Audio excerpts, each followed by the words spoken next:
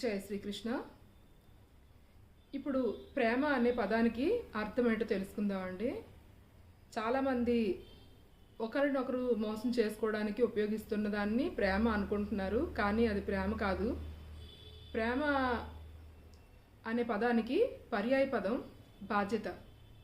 ఎవరైతే బాధ్యతగా ఉండి ప్రేమను ప్రదర్శిస్తారో ఆ ప్రేమ అనేది చివరి వరకు ఎదుటి వాళ్ళ నుంచి ఎవరి మీద అయితే మనం ప్రేమను చూపిస్తున్నామో వాళ్ళ దగ్గర నుంచి ఎలాంటి ఎక్స్పెక్టేషన్స్ లేకుండా ఉంటుందన్నమాట.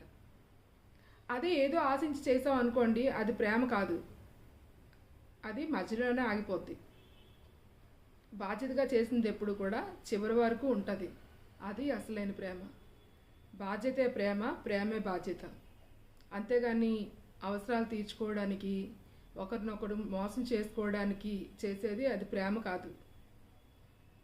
పేరుకి అలా చెప్తున్నారనమాట, ప్రేమ ప్రేమ ప్రేమ అని చెప్తున్నారు. అది ప్రేమ కాదు, ఆకర్షణ లేకపోతే అవసరం. అది ఏ అవసరమైనా అవనివ్వండి. అందుకని ఏంటంటే ఒక బాధ్యతగా చేసుకోండి.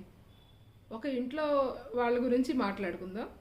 ఇంట్లో వాళ్ళు ఏం చేయాలంటే బాధ్యతగా మీ బాధ్యత మీరు నిర్వర్తిస్తే మిగతా వాళ్ళకి ప్రేమ పెరుగుతుంది. లేదు వాళ్ళకి ప్రేమ పెరగలేదు అనుకోండి, వాళ్ళకి బాధ్యత లేదని అర్థం. దాని గురించి మీరు బాధపడక్కర్లేదు, ఇంకా గర్వపడాలి. అంటే నాకు వాళ్ళకి బాధ్యత లేదు అందుకే ప్రేమ లేదు, నాకు బాధ్యత ఉంది కాబట్టి నాకు వాళ్ళ మీద ప్రేమ ఉంది అని గర్వంగా ఫీల్ అవ్వాలి. అంతేగాని నాకు ప్రేమ ఉంది నాకు ప్రేమ ఉంది అని గోల పెట్టుకొని